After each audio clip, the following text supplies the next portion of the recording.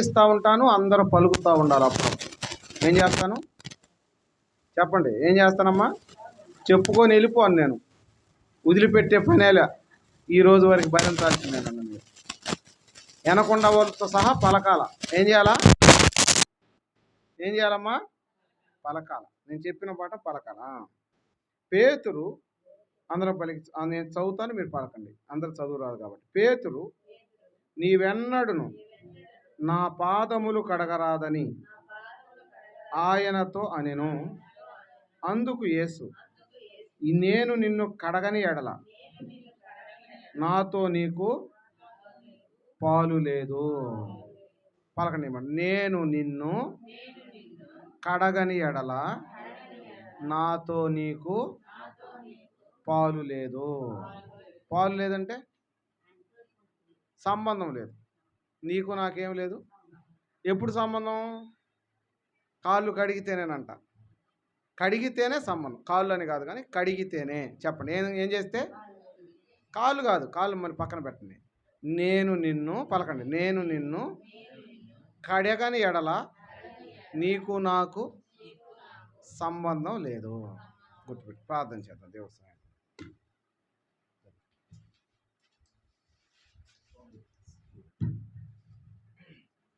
పరిశుద్ధులైన తండ్రి, మీ వందనాలు. మాటలు ఉన్నాయి పొందావు. వాక్యం మీద ప్రతి వారు జీవించిన వాక్యాన్ని పరిశుద్ధపరచు. మా అందరితో మాట్లాడాలి. మా రక్షకుడు వేడుకొని ప్రార్థిస్తున్నాం తండ్రి.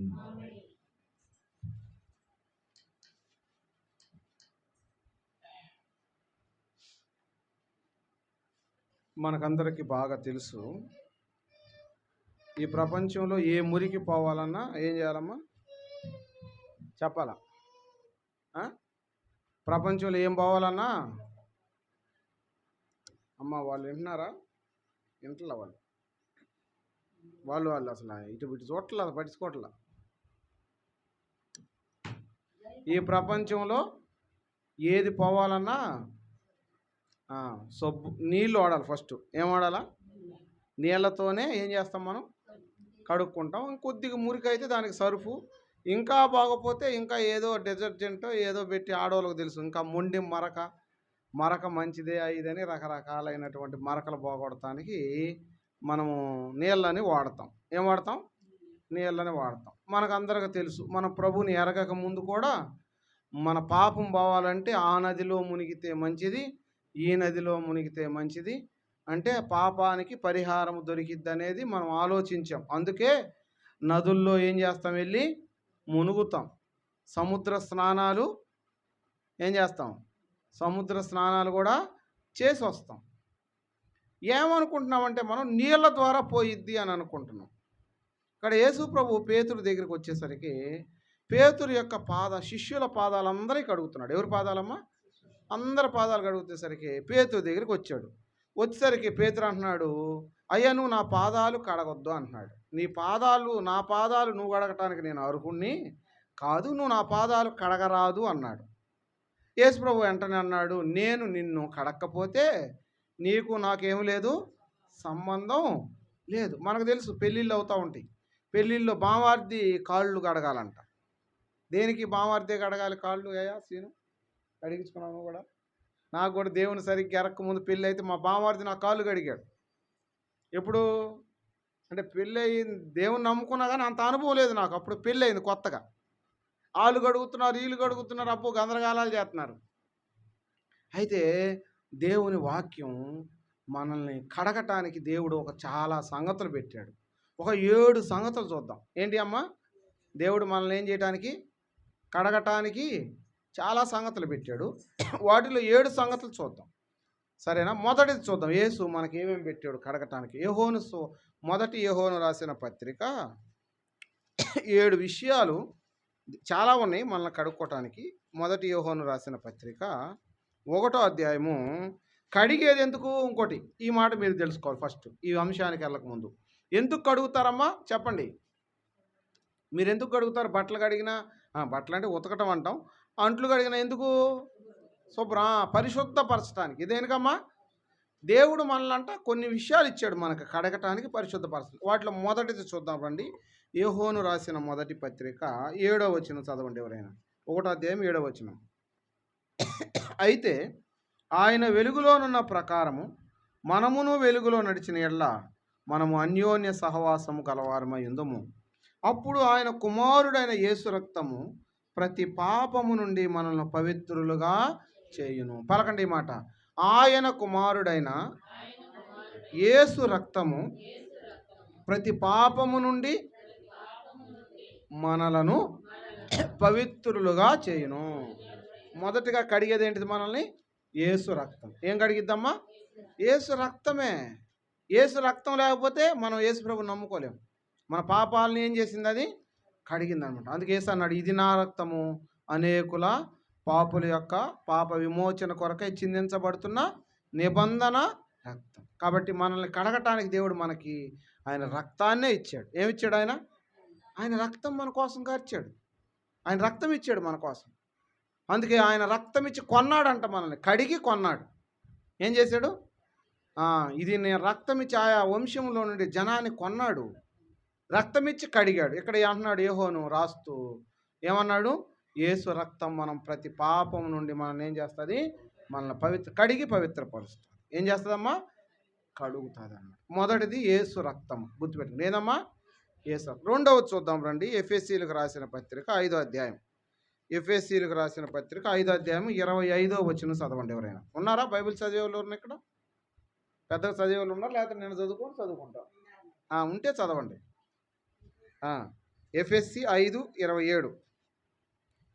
పురుషులారా, మీరును మీ భార్యలను ప్రేమించుడి, అటువలే క్రీస్తు కూడా సంఘమును ప్రేమించి అది కలంకమైనను ముడతైనను అటుది మరి ఏదైనాను లేక పరిశుద్ధమైనది గాను నిర్దోషమైనది గాను మహిమగల సంఘముగాను ఆయన తన దాని ఎదురు నిలవబెట్టుకొనవలని వాక్యమనే ఉదక స్నానము చేత దాన్ని పవిత్రపరిచి పరిశుద్ధపరచుటకై దాని కొరకు తన్ను తాను అప్పగించుకో. ఇప్పుడు కూడా ఇక్కడ వాక్యంతో కడుగుతాడంట. దేంతో అమ్మా? చెప్పండి. వాక్యమనే ఉదక స్నానం. ఏం స్నానం? వాక్యమనే ఉదక స్నానం. వాక్యం కడిగిద్దా? వాక్కులు కడుగుతాయా? ఇప్పుడు మీకు చెప్తాను, నేను ఒక ఎగ్జాంపుల్ చెప్తాను మీకు బాగా అర్థం అవ్వాలంటే. చెరుకుంపాలెంలో ఒక అత్త ఉందంట. ఎవరమ్మా? అత్త కోడలు ఇద్దరు ఉన్నారంట. అత్త కొంచెం బాగా తగాదాడిద్దంట. ఎవరు? అత్త బాగా తగాదాడి, కోడలు కొంచెం తగాద తక్కువ అంట. పక్కింటి ఆమెతో తగాదైందంట. ఎవరికి? అత్త కావాల, కోడలకి అయింది. అత్త లేదు ఊర్లో. ఎప్పుడు? తగాదైనప్పుడు లేదు. ఎవరు లేరు? అత్త లేదు. అత్త ఊరు నుంచి వచ్చిందంట 2 రోజుల తర్వాత. వచ్చినాక కోడలు చెప్పిందంట. ఏమని? పక్కింటి ఆమె నాతో తగాద పెట్టుకుందంటే కడిగావా? ఏమంటుంది అత్త? నేనుంటే ఏం చేసేదాన్ని అంటే మాటలు కూడా ఏం చేస్తాయి అంటాం కదా. అప్పుడప్పుడు తగాద అయిందని తెలిస్తే ఏమంటాం? కడిగారా బాగా? నేనైతే బాగా కడిగేవాడిని అంటారు అనమాట. అంటే మాటలు ఏం చేస్తాయి చెప్పండి అమ్మా. అంటే వీళ్ళ ఉద్దేశంలో ఏంటంటే వాస్తవి మాటలతో కడిగేసేయచ్చు అనుకుంటాం. దేవుని వాక్యము మనల్ని కడుగుతుంది. ఏం చేస్తుందమ్మా? దేవుని వాక్యం అనుదినం చదవాలి. మనం ఏం చేయాలా? దీన్ని చదవాలప్పుడు కడిగిద్ది, విన్నప్పుడు కడిగిద్ది, సరి చేసుకున్నప్పుడు కడిగిద్ది, వింటున్నప్పుడు కడిగిద్ది, చదువుతున్నప్పుడు కడిగిద్ది, తప్పు చూపించిద్ది అనమాట. ఏం చేస్తుందమ్మా? అందుకే వినాలా. ఏం చేయాలి? వాక్యాన్ని వినటం అంటే కడుక్కోవటమే. మనం దేవుని వాక్యం మనల్ని ఏం చేస్తుందంట? పలకండి. వాక్యం అని పలకాలి. అందరూ వెనకోలు పలకట్లేదు అమ్మా. వెనకున్న యవనస్తులు పలకట్లా. నా దృష్టిలో ముసలోళ్ళు అంటే యవనస్తులే. చెప్పండి. వాక్యమనే ఉదక స్నానము చేత పవిత్రపరిచి పరిశుద్ధపరచుటకై తన్ను తాను అప్పగించుకొనెను. మొదట అడిగేది ఏంటి మనల్ని? అమ్మ లోనకి రండి. అమ్మ లోనకి ఇక్కడ రండి. ఖాళీ లోనకి వస్తే బాగుంటుంది. ఇఫ్ యూ డోంట్ మైండ్ వెనక చెప్పండి అమ్మా. మొదటిది యేసు రక్తము ఏం చేస్తుంది? మనల్ని కడిగి పాపము నుండి విడిపిస్తుంది. వాక్యం ఏం చేస్తుంది? అనుదినం కడిగిద్ది. ఇది ఇప్పుడు స్నానం ఏం చేస్తామమ్మా? రోజు పోసుకుంటాం. ఉదాహరణకి యేసు రక్తం మనల్ని కడిగేసింది. ఆ తర్వాత పరిశుద్ధ పరిస్థితి ఏంది మనల్ని? దేవుని వాక్యం మనల్ని కడుగుతూ ఉంటుంది. రోజు కడుగుతుంది ఇది. పెద్ద మీటింగులు జరుగుతాయి, ఆడకెళ్తాం, అక్కడ వాక్యం కడుగుతుంది మనల్ని. అట్లా అనమాట. వాక్యం చదివినప్పుడు మనల్ని కడుగుతుంది, విన్నప్పుడు కడుగుతుంది.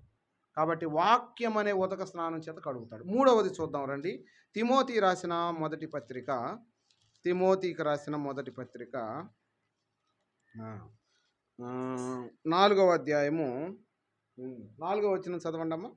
4:4 తిమోతి రాసిన మొదటి పత్రిక 191వ పేజీ, పేజీ నెంబర్ 191, 4:4 అమ్మ. 4వ అధ్యాయం 5వ వచనం నేరుగా చదివేసాయి.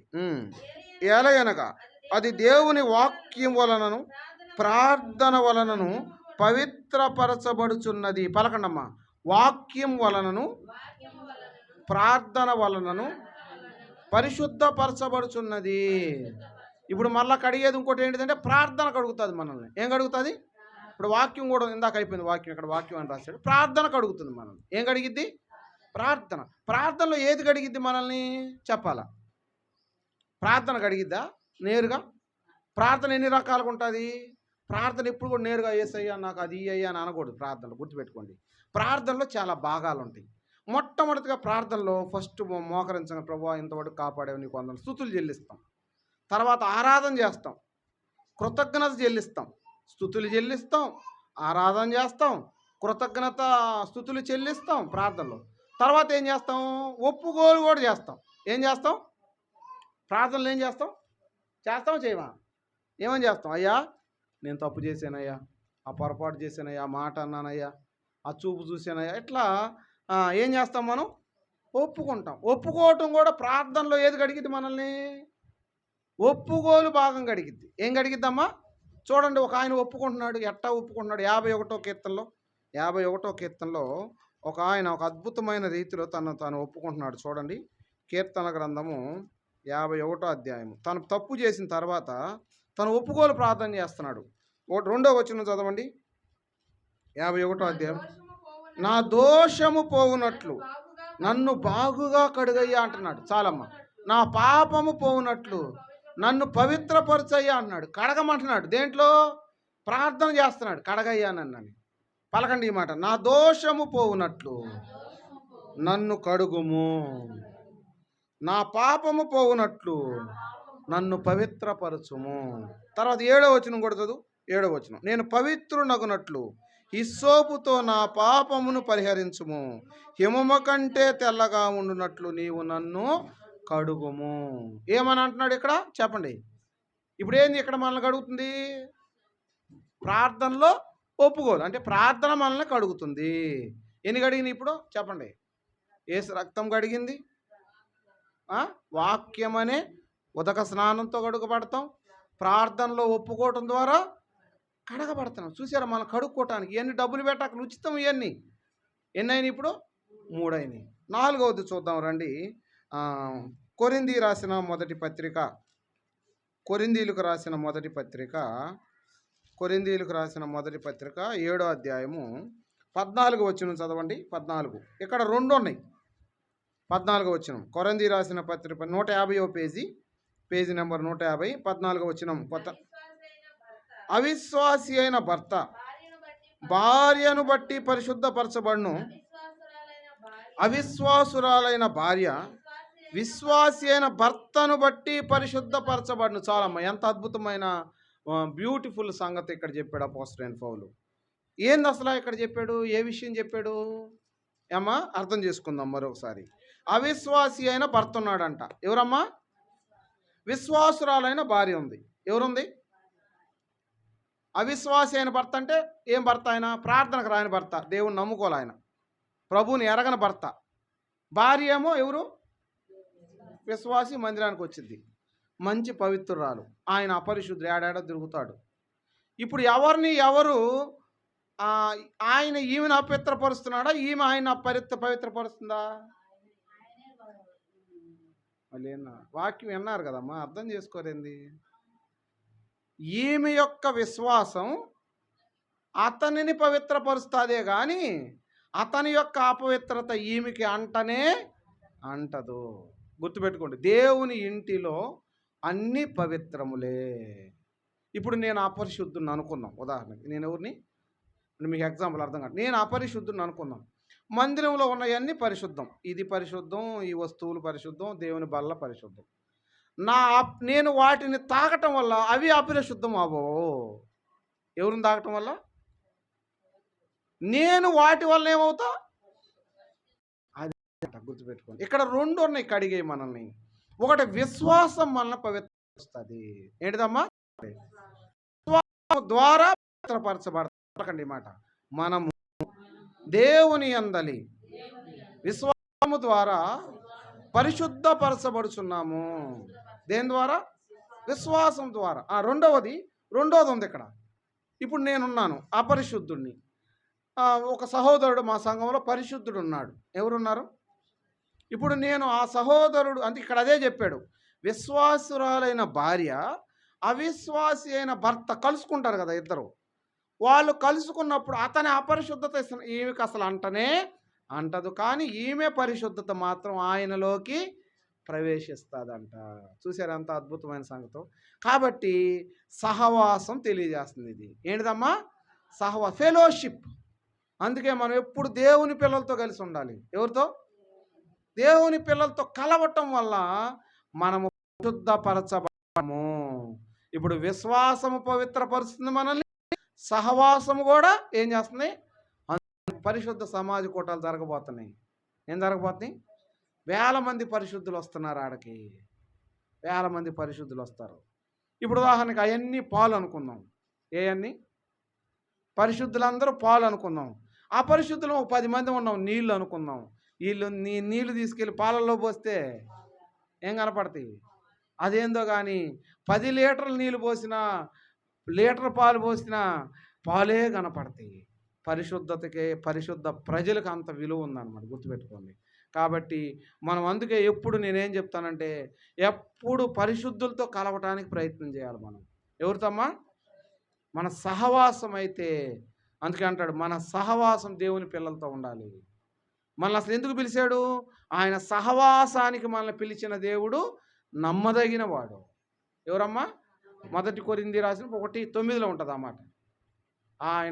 ఆయన కుమారుడైన పలకన ఆయన కుమారుడైన యేసుక్రీస్తు సహవాసమునకు మిమ్మును పిలిచిన దేవుడు నమ్మదగిన వాడు. ఎక్కడికి పిలిచాడు మనల్ని? సహవాసంలోకి. ఇప్పుడు ఎన్ని కడిగినాయి? ఎన్ని అయినాయి? 6 అయినాయి. మొదటిది యేసు రక్తం కడుగుతుంది, దేవుని వాక్యం కడుగుతుంది, ప్రార్థన కడుగుతుంది, విశ్వాసం కడుగుతుంది. అసలు చెప్పట్లే మీరు, సహవాసం కడుగుతుంది. మనం ఏం కడుగుతుంది? 5 అయినాయి. ఈ 6 చూద్దాం. అక్కడే పక్క పేజీ తిప్పితే 1 కొరింథీ రాసిన పత్రిక 6వ అధ్యాయము 11వ వచనం చదవండి. వచనం 11. మీలో కొందరు అట్టివారయుంటిరి గాని యేసు క్రీస్తు నామమున మనము దేవుని ఆత్మయందు మీరు కడగబడి పరిశుద్ధపరచబడిన వారై నీతిమంతులుగా తీర్చబడ్డారు. ఇప్పుడు ఆత్మ కడుగుతుందంట. ఇక్కడ మనం ఏం చేస్తున్నామా? ద హోలీ స్పిరిట్ ఆత్మ ద్వారా మనం కడగబడుతున్నాం. కడిగి మనల్ని ఏమేం చేస్తుందంట? నీతిమంతులుగాను పరిశుద్ధులుగాను చేస్తుంది. మనల్ని ఏం చేస్తుందమ్మా? నీతిమంతులుగాను పరిశుద్ధులుగాను ఆత్మ ద్వారా కడగబడ్డాం. మనం ఎప్పుడైతే ప్రభువా సొంత రక్షకుడిగా అంగీకరించామో, ఆత్మ మనలో ప్రవేశించి మనల్ని కడిగి మనల్ని పరిశుద్ధులుగా చేసింది అన్నమాట. కాబట్టి 6వదిగా ఆత్మ మనల్ని పరిశుద్ధుగా చేస్తాం. 7వది చూద్దాం రండి. ఇది మనందరికి తెలిసిందే, అపోస్తుల కార్యాలు 22వ అధ్యాయము 16వ వచనం చదవండి. వచనం 16. గనుక నీవు తడువ చేయుట ఎందుకు? లేచి ఆయన నామమును బట్టి ప్రార్థన చేసి బాప్టిస్మము పొంది మీ పాపములను కడిగి వేసుకొనుము. అందరూ పలకండి. నీవు పలకాలందరూ. నీవు తడువు చేయుట ఎందుకు? ఆయన నామమును బట్టి ప్రార్థన చేయి, బాప్టిజం తీసుకో, నీ ఉన్న పాపాలన్నీ కడుక్కో. ఇప్పుడు ఏంటిది? ఇది బాప్టిజం. ఏంటిదమ్మా? బాప్టిజం కూడా ఒక రకమైన కడుగుతాయి. వీటన్నిటిలో మనం 7 చూసాం. ఎన్ని? 7లో ఒక్కటే భౌతికంగా చేసేది మనం, అది బాప్టిజమే. ఏందమ్మా? 7లో ఫిజికల్గా చేసేది ఏంటిది? ఇవన్నీ ఆత్మ సంబంధమైనవి. మిగతాయన్నీ గదిలో మనం దేవునికి సంబంధం ఏర్పాటు చేసుకొని, ప్రభువా నీ రక్తంతో నన్ను కడుగు అంటే కడుగుతాడు. పాపాలు ఒప్పుకున్నప్పుడు వాక్యం చదువుతుంటే మనల్ని కడుగుతాడు. ప్రార్థన చేస్తుంటే కడుగుతాడు. విశ్వాసం ఉంచితే కడుగుతాడు. ప్రజల మధ్యలో సహవాసానికి వెళ్తే కడుగుతాడు. కానీ భౌతికంగా చేసేది మాత్రం బాప్టిజంలో సాక్ష్యం అవటం. ఏంటిదమ్మా చెప్పండి? తడువు చేయకూడదు బాప్టిజానికి. అక్కడ ఆ పదం కూడా ఉంది. ఏం చేయకూడదు? చాలామంది ఏం చేస్తారు బాప్టిజానికి? బాప్టిజం తీసుకుందాంలే. ఎందుకు బాప్టిజం తీసుకోవమ్మంటే ఏదో చెయ్యాలా, ఇంకా ఏదో వ్యవహారాలు ఉండయి, అది ముడి పెట్టాలి, ఇది ముడి పెట్టాలా అంటారనమాట. బాప్టిజం ఎందుకు తీసుకోవమ్మా? అసలు యేసు ప్రభువుని నమ్ముకున్నాక బాప్టిజానికి వెనకాడకూడదు. నువ్వు ఆయన ఒప్పుకున్నావు కదా, ఆయన నమ్ముకున్నావు కదా, నమ్ముకున్నాక బాప్టిజం దేనికి వెనకాడ చేయాలో? ఒక ఆమెను అడిగారు అనమాట. అమ్మ బాప్టిజం ఎందుకు తీసుకున్నావు అమ్మ అన్నారంట. అంటే రొట్టె తిందామని తీసుకున్నామయ్యా అన్నట్ట. రొట్టె తినడానికి కాదమ్మా బాప్టిజం తీసుకునేది. ప్రభు శరీరం, అది రొట్టె కాదు. ఏంటిదమ్మా చెప్పండి? ప్రభు శరీరం. అందుకే వివేచించి తినమన్నాడు. బాప్టిజం ఖచ్చితంగా తీసుకోవాల్సిందే మారు మనసు పొందినాక. నువ్వు బాప్టిజానికి నువ్వు అనుకోవచ్చు బాప్టిజం తీసుకోపోయిన పరలోకం పోతావంటే నీ మనస్సాక్షిని బట్టి ఉండేది. అప్పుడు దేవుడు నువ్వు కొంతమంది ఏం చేస్తారంటే బాప్టిజాన్ని వెనకేస్తారు. ఎందుకంటే ఏదో బలహీనత, అది వదిలిపెట్టలేరు వాళ్ళు. ఏం చేయలేరమ్మా చెప్పండి? విన్నారా లేదా? బాప్టిజాన్ని ఏం చేస్తారు? వెనకేస్తారు. ఒక ఆయన అన్నాడు నాతోటి, నేను బాప్టిజం 3 సార్లు తీసుకున్నాను అన్నాడు. ఎన్నిసార్లు? ఎందుకు 3 సార్లు బాప్టిజం? బాప్టిజం ఒక్కటే చెప్పండి. బాప్టిజం ఒక్కటే. పలకమ్మ అన్నమ్మా. బాప్టిజం ఒక్కటే, ప్రభు ఒక్కడే. ఎన్ని బాప్టిజాలు? ఒక్కటే. బాప్టిజం 3 సార్లు ఎందుకు తీసుకున్నావు అంకుల్ అన్న? తీసుకున్నాడంట, తప్పిపోయాడంట, మళ్ళీ తీసుకున్నాడంట, మళ్ళీ తప్పిపోయాడంట, మళ్ళీ తీసుకున్నాడంట. నేను ఆయనకు ఒక చిన్న ఎగ్జాంపుల్ చెప్పాను. దేవుడు నాకు అప్పుడు ఆ గ్రహింపిచ్చాడు కాబట్టి, చాలా పెద్దోడు ఆయన, నేను ఆయనకి చెప్పదగినంత కాదు, కానీ నేను ఒక ఉదాహరణ చెప్పాను ఆయనకి. అంకులు భార్యాభర్తకు పెళ్ళి అయింది. ఎవరికైందమ్మా? పెళ్ళి అయింది. పెళ్ళి అయినాక వాళ్ళు విడిపోయారు. ఏమయ్యారమ్మా? గొడవ అయింది, విడిపోయారు. విడిపోయిన వ్యక్తుల్ని మనం ఏం చేసామంటే సమాధానపరిచాం. ఏం చేసాం? వెళ్ళాం, పెద్ద మనుషులు వెళ్ళారు, అయిపోయింది, ఇది అయిపోయింది లయా, ఏదో పోనీ అనుకున్నాం. ఇద్దరిని ఏం చేసాం? కలిపి. మళ్ళీ పెళ్లి చేస్తామా? బాప్టిజం ఎందుకు మళ్ళీ? అట్టాడితే కదా కొనసాగటమే. నువ్వు ప్రభువులో తప్పిపోయావు, ప్రభు నన్ను క్షమించని ఏం చేయాలా? నీ హృదయానికి సంబంధించింది అది. ప్రభు నన్ను క్షమించాయి అని ప్రభువు మళ్ళీ బల్లో చేయటమే. అంతేగాని మళ్ళీ తీసుకెళ్ళండి, నన్ను ముంచండి, నన్ను కడగండి, అది కాదు అసలు. నువ్వు దేవుని ఎదుట యథార్థంగా ఒప్పుకొని, ప్రభు నన్ను క్షమించయ్యా, పడిపోయాను, నన్ను మన్నించయ్యా, ఇంకొకసారి చేయనయ్యా అని ఒప్పుకొని ఏం చేయాలి నువ్వు? ప్రభు బలలో. అంతే కదా. కాబట్టి బాప్టిజం మళ్ళీ తీసుకోవాలనుకోబాకండి. అసలు ముందు మొదటి బాప్టిజం తీసుకోండి ఫస్ట్. ఏ బాప్టిజం? ఒక ఆయన ఉన్నాడు నాకు తెలిసిన ఆయన, దేవుడు అంటే భలే ఇష్టం, మందిరం అంటే ఇష్టం, కానీ బాప్టిజానికి కూడా వెనకాడుతున్నాడు. ఎందుకయ్యా అంటే కొడుకు పెళ్లి చేయాలంట. నేను చెప్పి ఆయనకి, నువ్వు కొడుకు పెళ్లి చేయాలని కానీ బాప్టిజం తీసుకోకుండా ఉండావంటే తప్పటడు వేసేది ఖాయమని చెప్పా. ఏమేస్తావు? రెండిట్లో వేస్తావు, ఒక దాంట్లో ఇవన్నా. విశ్వాసంతో బాప్టిజం తీసుకో, దేవుడి మీద అప్పగించు, చక్కగా మంచి కోడలు వస్తుంది, నువ్వు సంతోషంగా ఉంటావని చెప్పా. లేదయ్యా కొడుకు పెళ్ళైనాక తీసుకుంటాను అన్నాడు. కొడుకు పెళ్ళైనాక కొడుకు 8 లక్షలు కట్నం తీసుకున్నాడు. ఎంత? 8 లక్షలు కట్నం తీసుకున్నాడు. అన్యులు అనమాట వాళ్ళు, కులం చెప్పనులే, బాగా స్నేహితుడు నాకు. 8 లక్షలు కట్నం తీసుకొని పిల్లని చేసుకున్నాడు. సరే చేసుకునేటప్పుడు వాళ్ళు ఏమైనా క్రిస్టియన్ మ్యారేజ్కి ఒప్పుకుంటారా? 8 లక్షలు ఇచ్చిన వాళ్ళు ఒప్పుకోవాలి. హిందూ మ్యారేజ్ చేయాలన్నారు. ఓకే, హిందూ మ్యారేజ్ అన్నారు. హిందూ మ్యారేజ్ అంటే అబ్బాయి తల్లిదండ్రులు దండం పెట్టాలన్నారు. ఏం చేయాలంట? ఇంత మారు మనసు పొందితివే, ఇంత చేస్తేవే, భార్యాభర్తలు ఇద్దరు దేవుని రక్షణగా అంగీకరించే, ఇంట్లో పటాలన్నీ తీసేస్తే, ఇప్పుడు 8 లక్షల కోసం ఏం చేయాల్సి వచ్చింది? దండం పెట్టాల్సి వచ్చాడు. అదేమంటే అంటాడు, పైకేమో ఆయనకి దండం పెడతాడంట, హృదయంలో యేసయ్యను అనుకుంటాడంట. పైకేమో ఎవరికి పెడతాడంట? పైకేమో ఆడ పెడతాడంట, హృదయంలో యేసయ్యా అంటాడంట. ఆయనకు తెలుసు అంట అన్నీ. అటు చెప్పాడు నాకు. సరే 8 లక్షలు తీసుకొచ్చిన కోడలు ఏమన్నా మాటినిద్దా? ఆ? ఏమన్నా రూపాయన్నా ఉపయోగపడ్డాయి ఆయనకి? ఒక్క రూపాయి ఉపయోగపడలే ఆయనకి. ఆఖరికి భంగపడి బాగుపడి ఆఖరికి బాప్టిజంలో సాక్ష్యం ఇచ్చాడు ఆయన. ఎప్పుడమ్మా? ఆఖరికి ఇచ్చాడులే బాప్టిజంలో సాక్ష్యం. సరే, కాబట్టి నేనేం చెబుతున్నానంటే బాప్టిజానికి తడువు చేయబాకండి. ఏం చేద్దామా? దేవుని ఎరిగావు, వచ్చావు, తెగించి వచ్చావు కదా, ఇంకా దానికి ఎందుకు, ఇంకా ఆ కార్యానికి అదిగా చేసావంటే నీకు ముద్ర పడిపోయిద్ది. ఇక నిన్నెవరు ఆపలేరు, సైతాన్ ఓడిపోయిద్ది.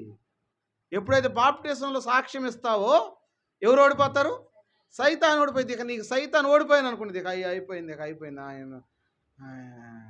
ఆయన పక్షాన్ని చేరిపోయింది, యేసయ్య పక్షాన్ని ఉందామె అని ఆమెకి ఏం చేస్తా అంటే ఆమెకు దేవుడు తోడు వస్తాడు. ఇక నా పక్షాన్ని నిలబడింది. బాప్టిజం అంటే ఏంది అసలు అర్థం తెలుసా మీకు?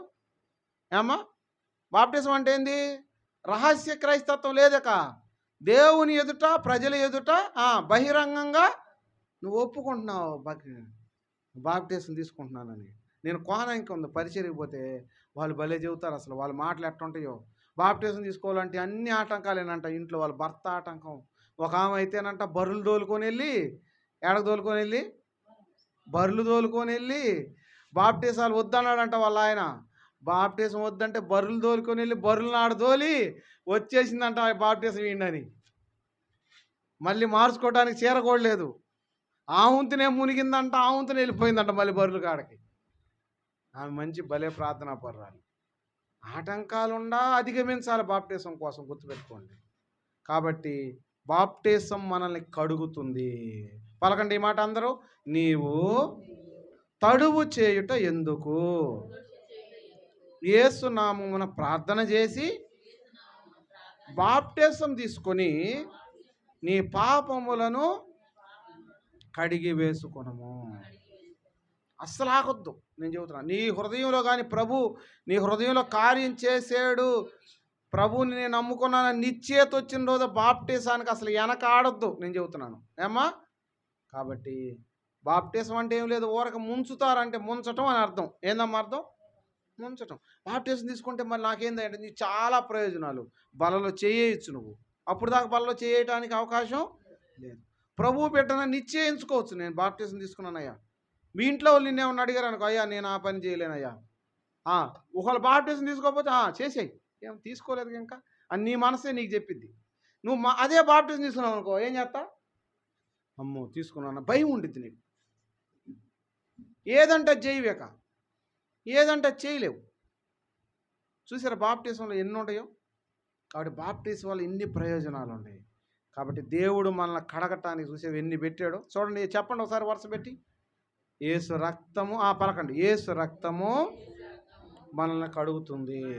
రెండవది వాక్యమనే ఉదక స్నానం చేత కడగబడ్డాం. మూడవది ప్రార్థనలో ఒప్పుకోలు ద్వారా మనల్ని మనం కడుక్కునే అవకాశం ఇచ్చాడు. నాలుగవది విశ్వాసం ద్వారా కడగబడతాం. సహవాసము ద్వారా కడగబడుతున్నాం. ఆత్మ ద్వారా కడగబడుతున్నాం. ఏడవదిగా బాప్టిజం ద్వారా మనల్ని మనం కడుక్కొని ప్రభు ఎదుట నిలబడతామన్నమాట. దేవుడు ఇన్ని ఇచ్చాడు. అందుకే ఆయన మనల్ని కడకపోతే ఆయన మనకేం లేదు, ఆయనకి మనకి సంబంధం లేదు. కడగబడాలి మనం. ఉదాహరణకి ఎక్కడికైనా వెళ్ళగానే ఏమిస్తారు మనకి? ఏదన్నా నీళ్ళు ఇస్తారు. ఏమిస్తారమ్మా? ఏం చేయండి? బయట నుంచి వచ్చారు కదా, ఏం చేయండి? కాలు కడుక్కొని రండి అంటారు. తప్పేం లేదు, అది శుభ్రంగా ఉండడం కోసం. ఏదైనా శ్మశానానికి వెళ్ళగానే ఏమని చేస్తారు? కాలు కడుక్కొని స్నానం చేయండి అంటారు. తప్పేం లేదు, అది కూడా ఏముంది, అక్కడ బ్యాక్టీరియా అవన్నీ అంటకుండా స్నానం చేయమంటారు అంతే. కడగబట్టడం ద్వారా పరిశుద్ధపరచబడతానికి అనమాట. అయితే దేవుని మనకి ఎన్ని ఇచ్చాడు. కాబట్టి ప్రభువుని మనం స్తుతిద్దాం. ఓ ప్రభు నీకు వందనాలయ్యా, మా కొరకు ఇన్ని సాధనాలు ఇచ్చి ఇంకా చాలా ఇచ్చాడు. దేవుని మందిరం పరిశుద్ధపరుస్తుంది మనల్ని. దేవుని మందిరం ఏం చేస్తుంది? ప్రభు బల్ల మనల్ని తాకటం ద్వారా మనకేమొస్తుంది? స్వస్థత, ఆరోగ్యం రెండు వస్తాయి. ప్రభు బల్ల కూడా పవిత్రపరుస్తుంది మనల్ని. గుర్తుపెట్టుకోవాలి. ఏంటిదమ్మా? ప్రభు బల్ల. మన అపవిత్రం బల్లలో చేయటం ద్వారా ప్రభు శరీరాన్ని తాకటం ద్వారా మనకు స్వస్థత వస్తుంది. ఒక ఆమె కుష్ఠరోగం ఉందంట. ఏం రోగం? కుష్ఠరోగి. కుష్ఠరోగం అంటే తెలుసుగా, చేతులంతా కుష్టు కారుతూ ఉంటుంది. ఆమె ప్రభువుని నమ్ముకొని బలలో చేయేసిందంట. కుష్టు వ్యాధి తగ్గిపోయిందంట. విశ్వాసం అది. అర్థమైందా మీకు? కాబట్టి బల్ల మనల్ని పవిత్రపరుస్తుంది. ఆయన యేసు రక్తం మనల్ని పవిత్ర, దేవుని ప్రజలు పరిశుద్ధపరుస్తారు. సహవాసం, మందిరం అన్నీ పవిత్రపరిచేయి మనల్ని. కాబట్టి దేవుడు ఇన్ని సాధనాలు మన కోసం ఏం చేశాడమ్మా చెప్పండి? సమకూర్చాడు, ఏర్పాటు చేశాడు. ఏం చేశాడమ్మా? కాబట్టి దాన్ని బట్టి మన ప్రభువుని స్తుతిద్దాం, ప్రభువుని ఆరాధన చేద్దాం. మనం అందరం ఒక చిన్న చరణం పాడదాం. 421 పాట సంఖ్య 418. అయ్యా అదా యూట్యూబ్ కంటిన్యూ కట్ చేస్తాం. 421 పాట సంఖ్య మొదటి చరణం పల్లవి మొదటి చరణం పాడండి. ప్రియ యేసు నిర్మించితివి ప్రియమారణ హృదయం ముదమారవసించునా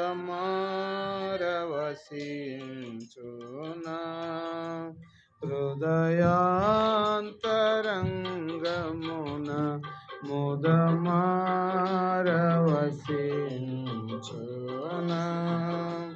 హృదయాంతరంగమున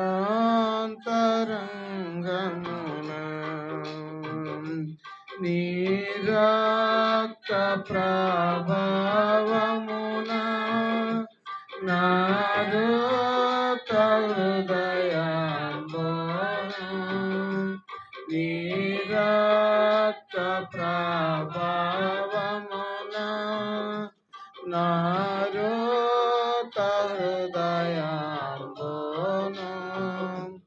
పవిత్ర పరచుము తండ్రి ప్రతి పాపమును కడిగి పవిత్ర పరచుము తండ్రి ప్రతి పాపమును కడిగి ప్రియ యేసు నిర్మించితివి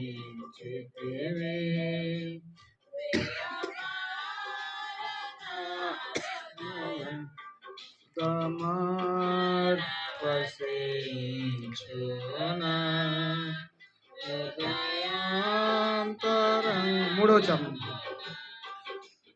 వికసించే విశ్వాసంబు వాక్యంబును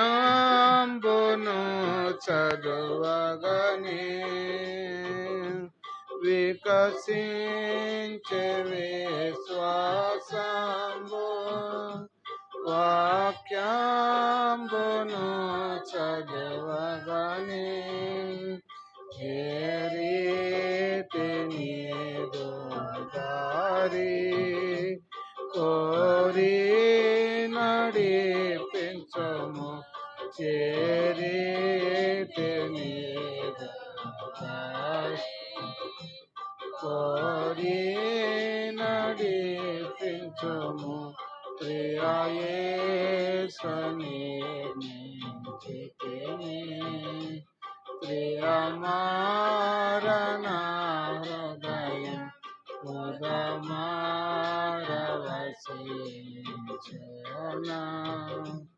హృదయాంతరంగమున. చాలు, ఆరాధన చేద్దాం. ప్రారంభించి ఆరాధన చేయండి. చేయండి అమ్మా. వాక్యం విన్నారు కదా, దాని ప్రకారం ఆరాధన చేయండి.